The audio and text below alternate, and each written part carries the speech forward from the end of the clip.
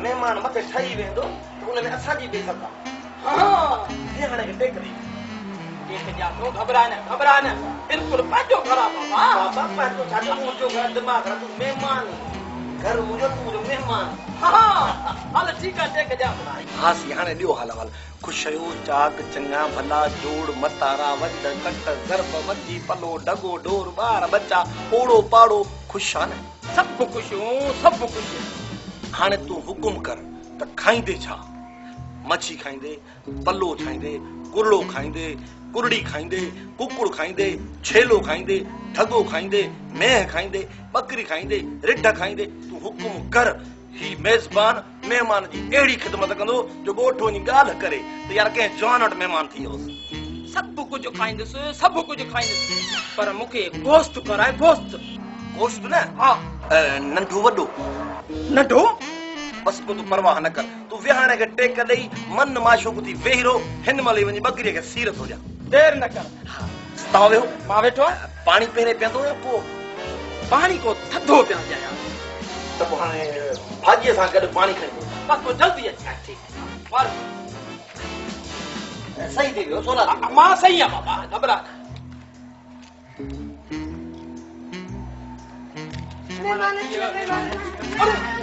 बाबा खर्ची जाओ तो यार बाबा खर्ची ना छड़ो बा अरे बा छड़ो यार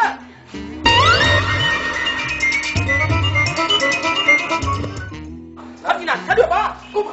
अरे लगे तो मेहमान जा कम लही आ परेशान न थी मेहमान मां अचा तो भारे बाजार ये तो मुझे मेहमान नवाजी है एक केड़ा छोकरा है लेके तो पढ़ाई छोड़ा है यार मुझे गाली छोड़ तो बदी है तो आपके पानी खराई है मुझे पानी का है मुझे बेइज्जती कराई है कौन क्या करवा खुदा यार तो मुझे छा हुआ जेको थियो तुझे सामू थियो ए मुझे मुझा कपड़ा है ने बदल गाना बदल ए मुझे गदी बदला ए मुझे खमीस मुझे बदला ए गानो ए छा है तुझा बार अता ही मुझा बार ना है नहीं बाकी के जान ही पाड़े दा बार है बाकी तुझा बार का दे दिया मुझा बार तो वालो बूट खणी नाली में छोड़ लगा हां हलड़ी सुनाई मुरस साना करे किरड़ी उस्ताद किरड़ी न किरड़ अरे यार किरड़ मवाली इंसान जेको थई पंहिंजे वछ में न थई को सुनाई में त बुखार चढ़ियो तो वञे पर हिन दफ़े जेको सुनाई मूंसां हचर कयो आहे न मुंहिंजी तूं खची मलाए ॾिसंदे न सुरणो वठी थो वञे उस्ताद सुरणो कहिड़ी बलाए नालो अरे बला नाहे चरिया सुरणो हिकिड़ी बीमारी थई ॾेडर मुहांडे डडर आयो डडर मन माण्हूअ जी कमी चलाईंदे न त सॼे बुट ते छपक ईअं छपाका हूंदसि उस्ताद मुझे खमीस दे दिखा अरे तोखे किथां हूंदो चरिया बादी थई भली तोखे सुरणो थींदो उस्ताद मां अंडरटेकर के मारे आयो मैं कंहिंखे अंडरटेकर जो केरा इहो जेको बॉस्की विड़ंदो आहे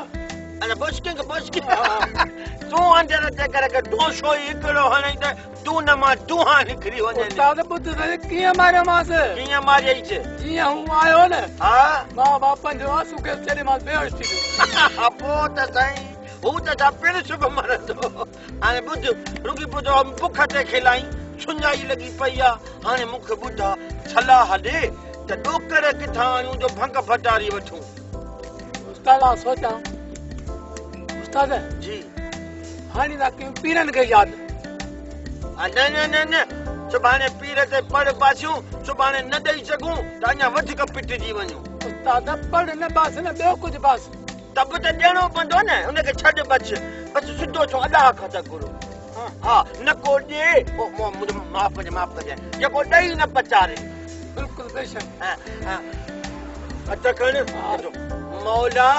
असांखे 100 रुपया ॾे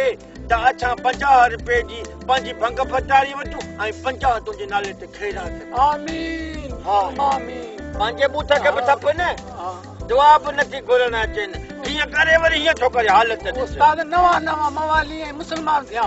हल पोइ हाणे उठ त अलाह खां घुरूं ऐं उहो ॾींदुई हा अलाह साईं 100 रुपया ॾे अलाह साईं 100 रुपया ॾे 50 तुंहिंजे नाले ते खेरा त 50 जी भंग वठूं अलाह 100 रुपया ॾे त 50 जी भंग वठूं 50 तुंहिंजे नाले खेरा त कयूं अलाह 100 रुपया ॾे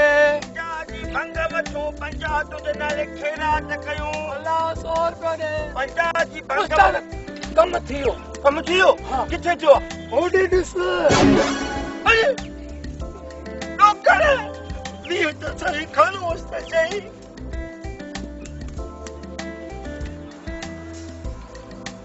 अरे हे त 50 आहे 50 अच्छा त अलाह खां छो घुरियो हा अलाह साईं